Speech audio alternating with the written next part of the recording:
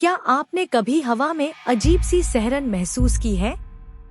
वो डरावनी, अनजानी सी अनुभूति। क्या हो अगर वो एहसास आपकी कल्पना नहीं, बल्कि एक सच्चाई हो? आज हम उतरते हैं एक ऐसी डरावनी कहानी में, जो एक प्रेतवाधित घर की दीवारों में अब भी गूंजती है। कहानी शुरू होती है सारा नाम की एक युवती से, जो एक पुराने घर में रहने आती है। पर ये घर कुछ राज छुपाए बैठा है, ऐसी सरगुशियां जो कभी खत्म नहीं होती। सारा एक नई शुरुआत का सपना देखती है, लेकिन पहली ही रात उसे सुनाई देती है फुसफुसाहटें, धीमी मगर लगातार, जैसे कोई पुकार रहा हो। वह इसे अपने मन का भ्रम समझकर टाल देती है, लेकिन दिन बीतते ही वो आवाजें तेज होती जाती हैं, और डरावनी भी। फिर उसे अटारी में एक पुरानी डायरी मिलती है। डायरी थी एमिली नाम की लड़की की, जो कभी उसी घर में रहती थी। एमिली ने लिखा था, इस घर में कुछ है, कुछ ऐसा जो मुझे हर वक्त देख रहा है। उसकी नींदों में परछाइयां नाचती, और वो धीरे धीरे अंधेरे में खोती जाती। सारा जिज्ञासावश डायरी पढ़ती जाती है। हर पन्ना एमिली के डर, उसकी भागने की कोशिशें उजागर करता है। शब्द धुंधले होते जाते हैं, जैसे हकीकत और बुरे सपने एक हो गए हों।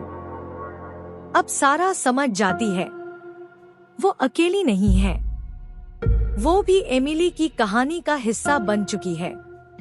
वो फुसफुसाहटें अब चीखों में बदल गई हैं। परछाइयां उसे रोशनी से दूर ले जाती हैं। वो भी फंस चुकी है, एमिली की तरह। जैसे जैसे सारा सच्चाई को जोड़ती है, घर अपना असली रूप दिखाता है। एक ऐसा जीव जो आत्माओं से भरा है। सोचिए, सारा की जगह खुद को रखिए। सांसें थम जाए, दिल बैठ जाए। हर रात एक नया डर लाती है। दीवारें करीब आती हैं, और अंधेरा जिंदा लगने लगता है। आखिरी उम्मीद में सारा उस आत्मा को ललकारती है। वो चीखती है, एमिली, शायद कोई राह मिल जाए। लेकिन घर पलटकर वार करता है। जमीन कांपती है, परछाइयां घूमती हैं, और आवाजें चारों ओर से घेर लेती हैं। और फिर सारा भी बन जाती है उसी अंधेरे की एक गूंज। हमेशा के लिए खो जाती है। कहानी यहीं खत्म होती है, लेकिन सवाल अब भी बाकी है। क्या हम वाकई अपने घरों में सुरक्षित हैं?